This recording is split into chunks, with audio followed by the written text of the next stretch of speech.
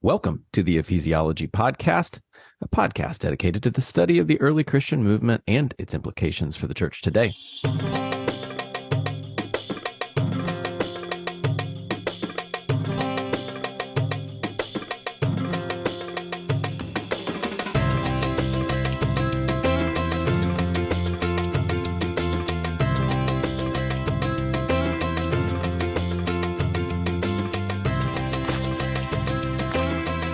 Sorry, y'all, it's just Michael and I. We are so glad that you are with us. Michael, our resident ephesiologist, and myself, Andrew Johnson. I'm an associate pastor at Neartown Church.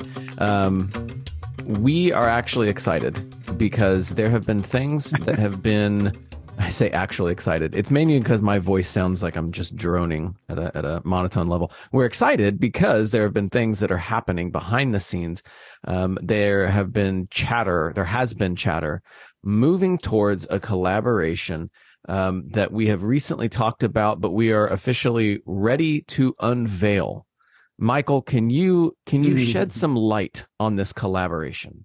Yeah. I guess unveiling is the proper word to use for this.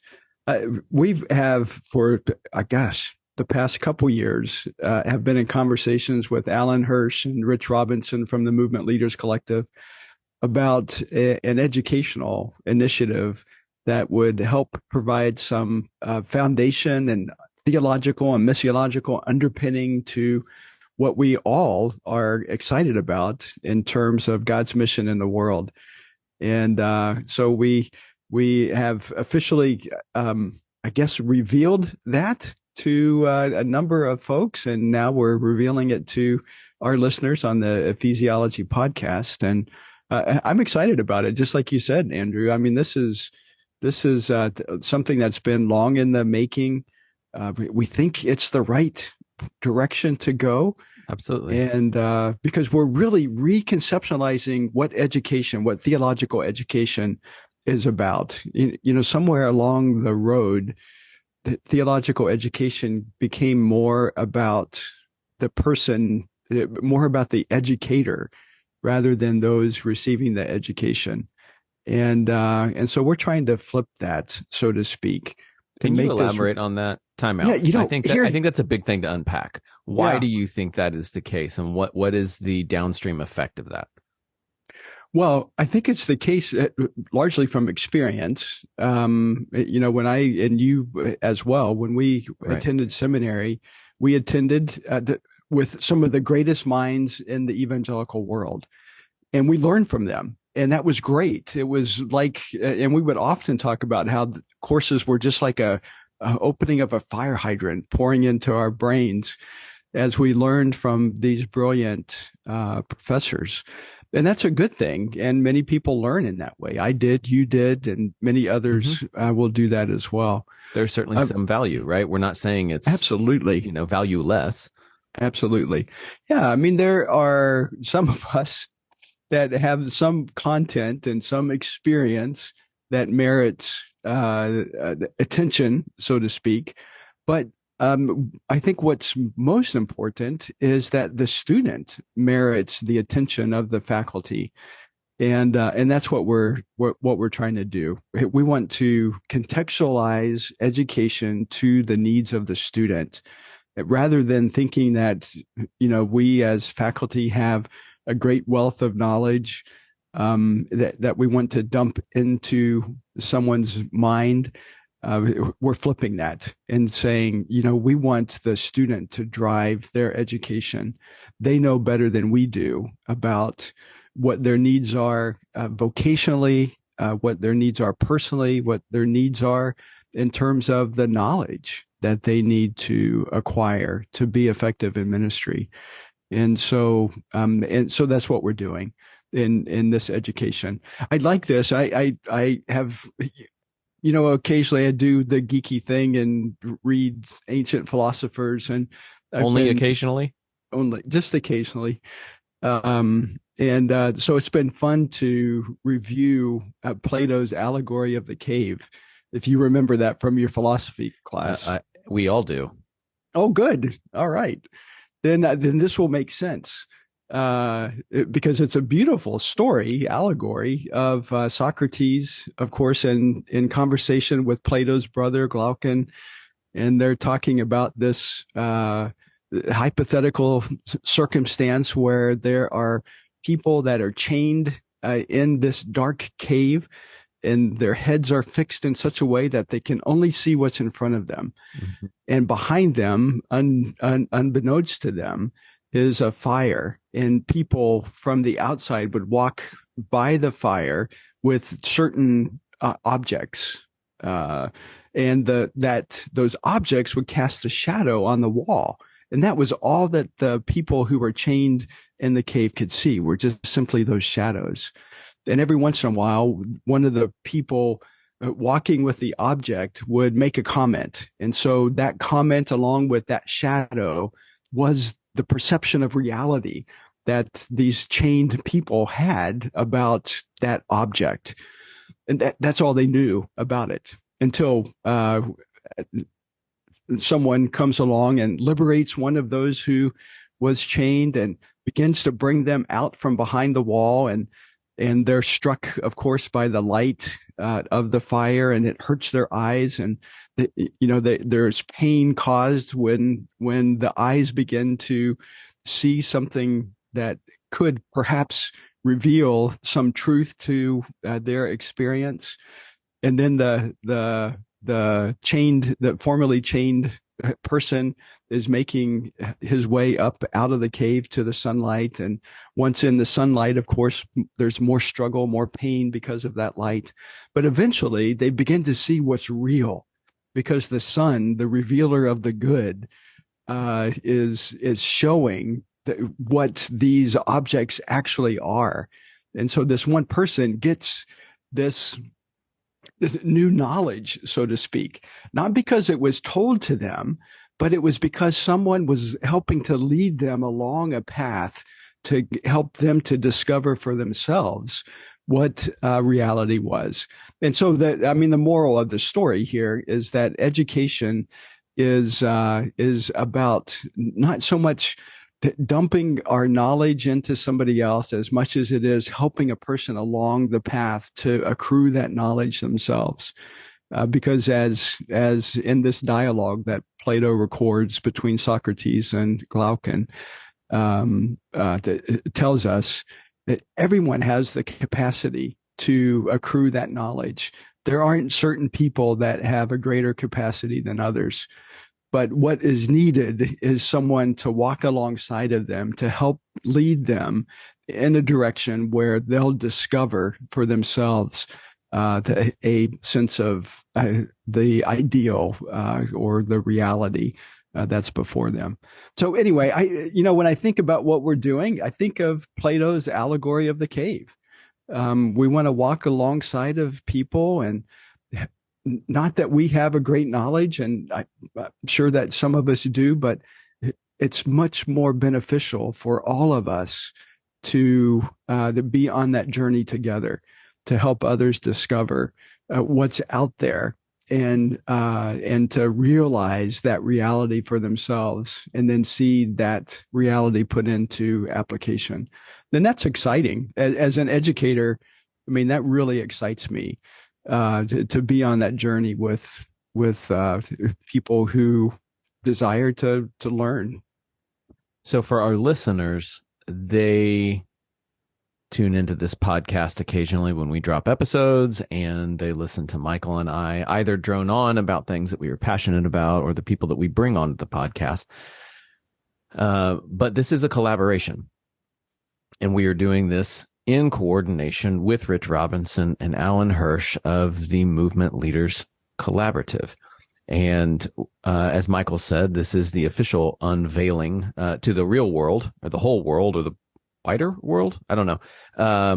Because just this past week, we were able to sit down and have an open house, listening to Rich, listening to Alan, and those of us who are pursuing this doctorate of ministry. I keep trying to go away from saying pursuing this demon, because it sounds awkward no matter how many times I have to say it. So pursuing this doctorate of ministry, those of us who are on this path got to listen to you, to Alan, and to Rich to kind of catch a vision for this, to catch a vision for why does this matter now? And so Michael and I were talking, we thought it would probably be good to let our listeners in on that conversation and hear what Alan has to say, hear what Rich has to say, and why it matters for now. So before we go to the audio clip, is there any other prefacing from you on what we're about to hear? Well, I would just say that what Alan shares is worth your time in listening to this podcast, because, I mean, we know Alan has a brilliant mind in thinking about things about movement and paradigms and all. And so I think you're going to thoroughly be entertained by listening to especially Alan's comments. Okay.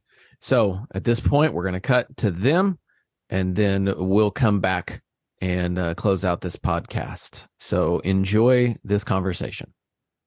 Well, wonderful to be with you, brothers and sisters. My name is Rich Robinson, along with Alan Hirsch. We're the co-founders of the Movement Leaders Collective. And so the Movement Leaders Collective, a community of movement leaders and a catalyst for movement leadership, with the desire, the aim, the thrust to help the church to remember and really understand the forgotten ways, to remember the forgotten ways and to reimagine her future. So to look back and understanding the MDNA, the movement DNA framework, understanding the first century design of church, reimagining and releasing that potential in a 21st century context. And tonight you're here because of an exciting partnership that we as MLC have with Michael and Ephesiology. And you're going to hear a little bit more, both of the why of this DMIN program and the potential of what you're going to be learning, but also some of the what and the how. So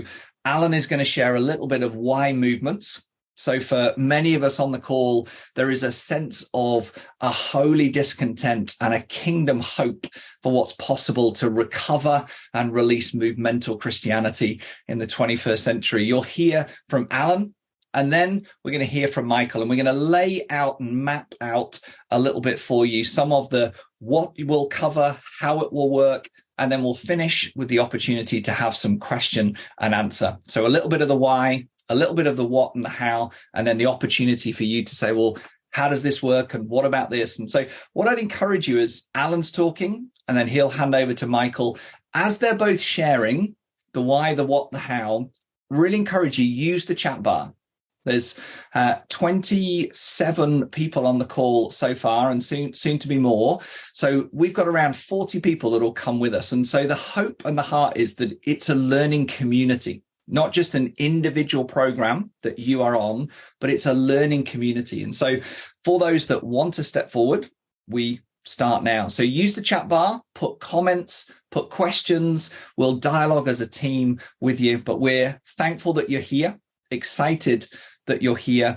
And we hope that the DMIN program really both brings alive what has been latent within you, but also gives energy and impetus and increased fruitfulness for what you're already doing.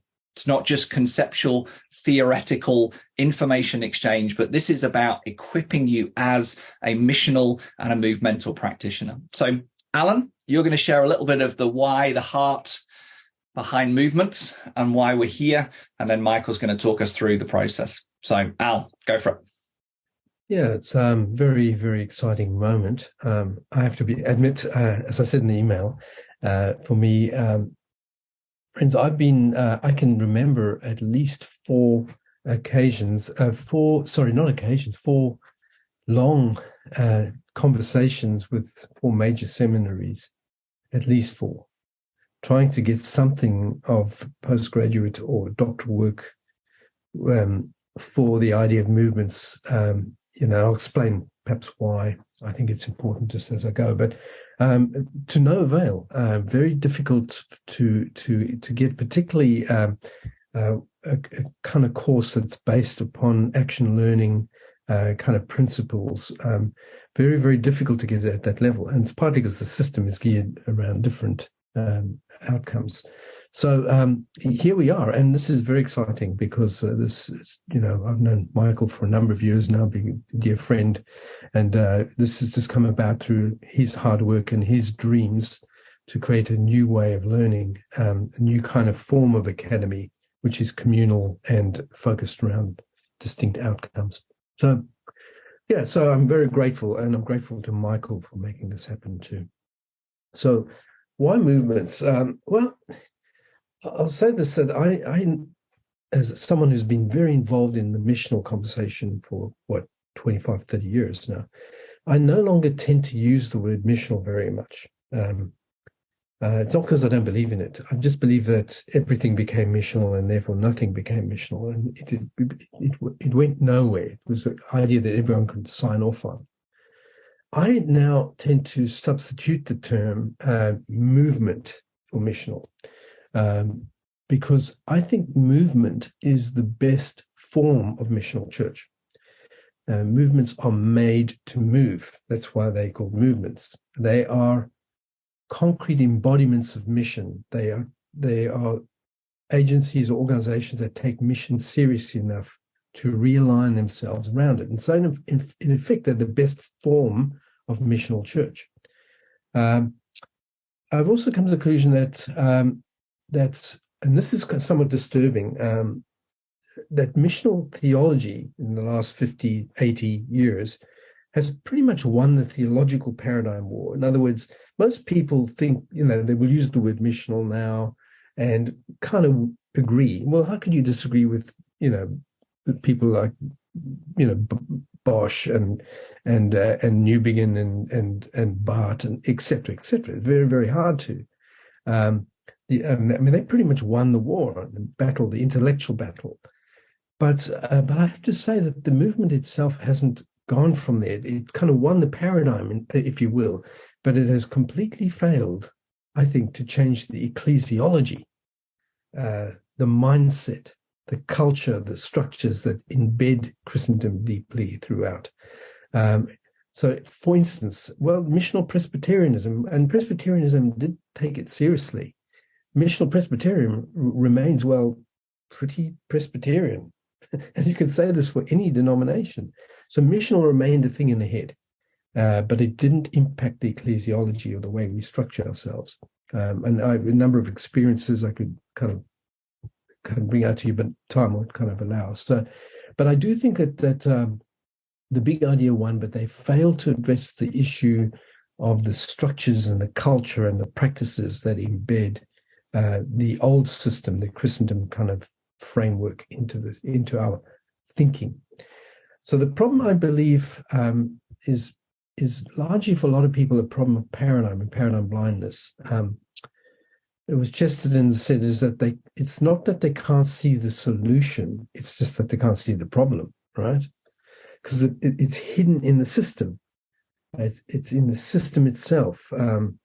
I love to quote, and some of you will really kind of roll your eyes on this one because I use him all the time, but Robert Persick has this quote about if you wanted to change a system, I'll read it out to you, but where's it now? To speak of a certain government and established institutions as the system is to speak correctly, but to tear down a factory, for instance, or to revolt against a particular expression of government is to attack the effects rather than the causes.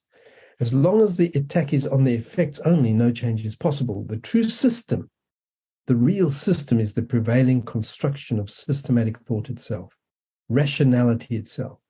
If a factory is torn down, but the rationality that produced it is left standing, then the rationality will simply produce another factory. If a revolution destroys a systematic government, but the systematic patterns of thought that produced that government are left intact, then those patterns will repeat themselves in the succeeding government. There's so much talk about the system, but little understanding, he says. Now, I think this is very powerful. And I think this is what we struggle with. For instance, if a problem has a child has a psychological problem at school, the problem's in the child, but the problem's also outside the child. And in many ways, the problem actually derives from outside the child. For instance, if the child is dealing with beauty myth or competition or bullying at school, it's probably because it's in the culture itself. It's beyond the child in the culture. So the problem is not simply in the person, in us individually. It's part of the collective understanding, the collective rationality. And this is a problem, friends. This is a big problem, because you might agree with the idea of movements and mission and all that, but if the system doesn't change, nothing changes. Another thing I quote is John Maynard Keynes, kind of the seminal economist.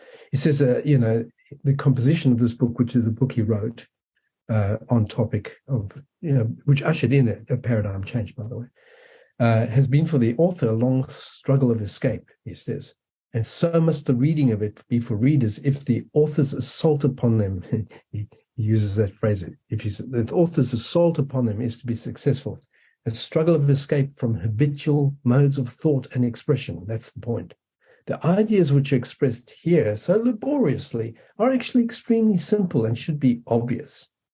The difficulty lies, he says, not in the new ideas themselves, but in escaping from the old ones, which ramify, which kind of root themselves into every corner of our minds. And I think he's right. The problem that we face, friends, is that we have a deeply entrenched kind of rationality that relates to the form of church that we currently have. And unless we change the rationality, we're never going to change the system. We need to change the mental map, the frames by which we see things. And this is not a massive discovery. Actually, it's a rediscovery. It's a recovery of ancient truths about the church. And this is why I think movements are the only way forward.